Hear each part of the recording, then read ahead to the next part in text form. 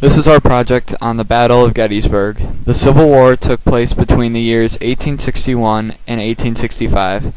The Battle of Gettysburg took place on the dates of July 1st through 3rd, 1863.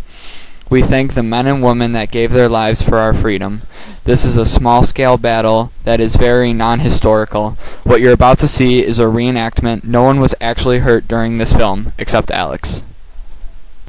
Gettysburg, Day 1. It all began the morning of July 1st, 1863, when Confederate General Heath ordered his infantry to attack the Union cavalry that was defending the town. Confederates James Archer and Joseph David advanced with 2 brigades. The Union believed that defeating the rebels could be done easily. They'd soon realize that they were wrong. The Union was brave and determined. They held the rebels off for 2 hours before General John Reynolds arrived.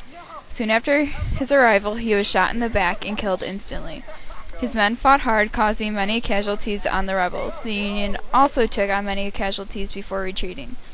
The Union troops were outmatched and were faced with no choice but to move to higher ground for a better defensive position. That is where they were to remain for the rest of the battle. Gettysburg, Day 2. On the morning of July 2nd, 1863, during the night both sides received more troops. The Union had about 60,000 troops and the Confederates had about 50,000. At 11 o'clock, Lee ordered Longstreet to attack south up the Emmitsburg. Lee's troops took several hours to march south to where the attack would begin. When the Southern troops finally reached their attack position, they quickly discovered that an entire corps was standing in their way.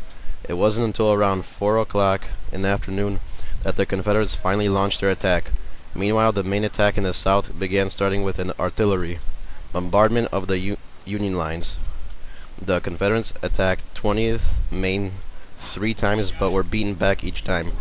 Gettysburg Day 2 was not over yet. At around 7 p.m., Confederate forces began their attack against the Union right flank. This last attack ended the brutal second day's fighting at Gettysburg. Lee came very close to breaking the Union lines. Fortunately for the Union, he failed. Day 3, reasonably called the turning point of the war, took place on July 3rd, 1863. This was the final day of the Battle of Gettysburg. More than 15,000 men under charge of Pickett ordered running assault against opposing forces. Union also mowed down the mile-long fury of attackers with rifle and cannon fire. This would now be known as the Pickett's Charge. Pickett was thoroughly defeated. Only 800 men returned of the 5,000 that started out. Lee confessed that all the deaths were his fault. Meanwhile, Meade had determined to hold his position. 28,000 men were lost to Lee. 23,000 men were lost to Meade. Union troops met the Confederate invasion at Gettysburg on July 1st, 1863. Nearly 90,000 troops under the leadership of Union General George C. Mendy fought bitterly for 3 days to block the Confederate march. With great losses on both sides, General Lee retreated to Virginia on July 4th. His army was severely weakened, with more than 20,000 captured, wounded, or killed. The Union Army suffered approximately 23,000 similar losses. Gettysburg's fact. Okay, in the Gettysburg battle, approximately 51,112 individuals were killed, wounded, missing, or captured. The Confederate Army had 75,000 men organized into 3 corps. 2,592 soldiers died, 12,693 wounded, and 5,830 were missing. The Union had 22,000 soldiers. 2,108 Union soldiers died, and 8,000 were wounded or lost at Gettysburg. The cannons were muzzle loaded and required a crew of 8 men to aim, load, and fire the weapon. The cannons they mostly used were 12-pounded bronze guns, model of 1857, 2.9 inches, 10-pounder Parrott rifle, and a 3-inch Worth iron gun. The Union's weapons were U.S. model 1861 Springfield rifle musket, and P-53 Enfield rifle musket, and also the Austrian Lord rifle.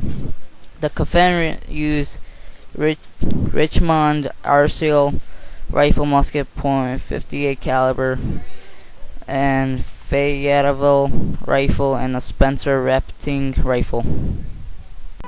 77 years ago, our fathers brought forth on this continent a new nation, conceived in liberty and dedicated to the proposition that all men are created equal. Now we are engaged in a great civil war, testing whether that nation, or any nation so conceived and so dedicated, can long endure.